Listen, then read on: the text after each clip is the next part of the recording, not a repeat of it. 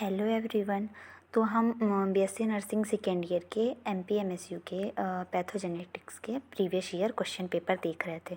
तो हमने इसमें ये देखिए पैथोजेनेटिक्स का 2021 का 2022 का क्वेश्चन पेपर है।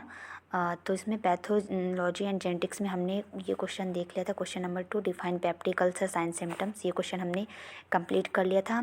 हम शॉर्ट नोट्स देख रहे थे जिसमें इन्फेक्शन का डिस्कशन हो चुका है। अब रहा इन्फ्लामेशन। तो आइए देखते हैं शॉर्ट नोट इन्फ्लामेशन में।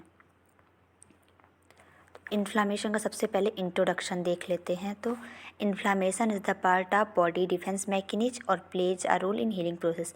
इन्फ्लामेशन हमारी बॉडी की डिफेंस मैकेनिज्म का एक पार्ट होता है और बॉडी को जो हील करने की जो प्रोसेस होती है उसमें इम्पॉर्टेंट रोल प्ले करता है। तो जब attackers could be a foreign bodies such as pathogens include bacteria, viruses and other organism which cause infections. तो जब हमारी बॉडी में कोई भी फॉरेन बॉडी जैसे कि पैथोजन हो गए वो अटैक करते हैं तो उस पैथोजन के अगेंस्ट हमारी बॉडी के जो डिफेंस मैकेनिज्म यानी इम्यून सेल्स फाइट करती हैं और जो रिस्पॉन्स होता है तो इन्फ्लामेशन हो जाता है। पैथोजन जैसे कि हो सकते हैं बैक्टीरिया हो गया, वायरस हो गया, कोई भी माइक्रो ऑर्गेनिज्म जो हमारी बॉडी में इन्फेक्शन कॉज करते हैं। तो ये इसका इंट्रोडक्शन हो गया। डिफिनीशन देखिए, inflammation is a complex process involving a variety of cells and signaling protein that protect the body from infection and foreign substances such as bacteria and viruses. Inflammation एक complex process होती है जिसमें बहुत सारी cell और signalling protein शामिल होते हैं। ये क्या करती है, जब भी कोई भी इन्फेक्शन या माइक्रो ऑर्गेनिज्म हमारी बॉडी में अटैक करता है तो उसके अगेंस्ट हमारी बॉडी को प्रोटेक्शन जब प्रोवाइड की जाती है तो इन्फ्लामेशन प्रोड्यूस होता है। जैसे कि बैक्टीरिया, वायरस कुछ भी हमारी बॉडी में अटैक करेंगे तो हमारी बॉडी की जो इम्यून सेल्स है वो जब इन बैक्टीरिया, वायरस से फाइट करेंगे तो इसके रिस्पॉन्स में इन्फ्लामेशन प्रोड्यूस होता है। अब इसके टाइप्स देख लेते हैं। तो इन्फ्लामेशन 2 टाइप्स का होता है। ये देखिए, पहला एक्यूट इन्फ्लामेशन, दूसरा क्रोनिक इन्फ्लामेशन। तो अब देखते हैं एक्यूट इन्फ्लामेशन क्या होता है। तो acute inflammation is a healthy and necessary function that helps the body to attack bacteria and other foreign substance in the body once body has healed inflammation subsides. Acute inflammation जो होती है वो एक healthy और necessary function हमारी body के लिए एक हेल्दी, हार्मफुल नहीं है, हेल्दी है।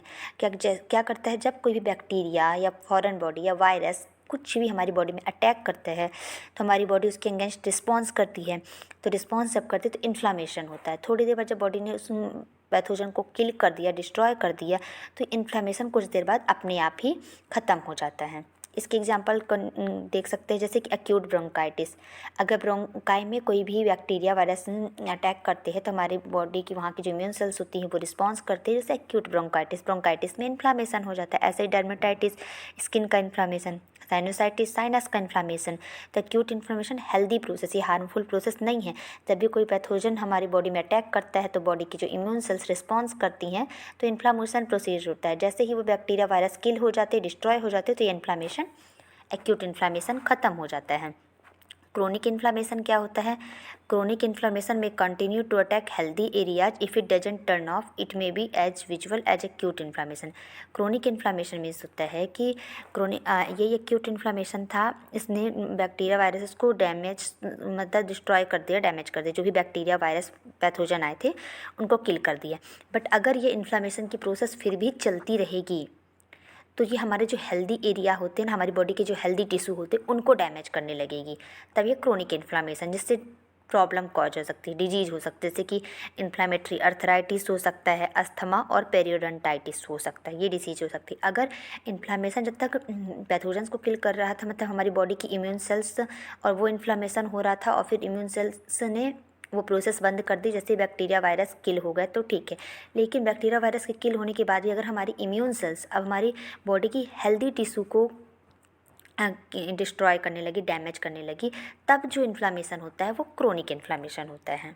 ठीक है, मतलब अगर पैथोजन को डिस्ट्रॉय करने के लिए इम्यून सेल्स अटैक कर रही हैं और जो इन्फ्लामेशन होता है एक्यूट इन्फ्लामेशन, जैसे ही बैक्टीरिया, वायरस किल हो गया तो इन्फ्लामेशन ख़त्म हो गया। लेकिन बैक्टीरिया, वायरस किल होने के बाद भी इन्फ्लामेशन की वो इम्यून सेल्स अटैक करने लग जाए अब हमारी हेल्दी टिश्यू पे, तब जो इन्फ्लामेशन होता है वो क्रोनिक इन्फ्लामेशन होता है। फिर देखते हैं इसके साइन ऑफ इन्फ्लामेशन क्या हो सकते हैं। तो पेन होगा पेशेंट को, हीट, वो एरिया गर्म कर, जहाँ इन्फ्लामेशन होता है अगर आप उसे टच करोगे तो हीटनेस, गर्म सा फील होगा। स्वेलिंग होगी, सूजन दिखेगी, रेडनेस होगी, वहाँ रेडनेस देखने को मिल सकती है, फंक्शन हो जाएगा, वहाँ जिस एरिया पे इन्फ्लामेशन होता है वहाँ पे फंक्शन का लॉस हो जाता है, वो एरिया कुछ टाइम के लिए वर्क नहीं करता है।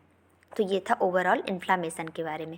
आई होप आपको मेरी वीडियोज़ पसंद आ रही हो, तो please like, share and subscribe my channel. अब हम नेक्स्ट क्वेश्चन देखेंगे blood grouping and cross matching के बारे में नेक्स्ट वीडियो में। Thank you. प्लीज़ अगर आपको मेरी वीडियोज पसंद आ रही हो, इसमें मैं सारे प्रीवियस ईयर क्वेश्चन पेपर के आंसर प्रोवाइड्स कराऊंगी आपको विथ एक्सप्लेनेशन, और बेस्ट कंटेंट ढूंढ के लाऊंगी। तो please like, share and subscribe my channel.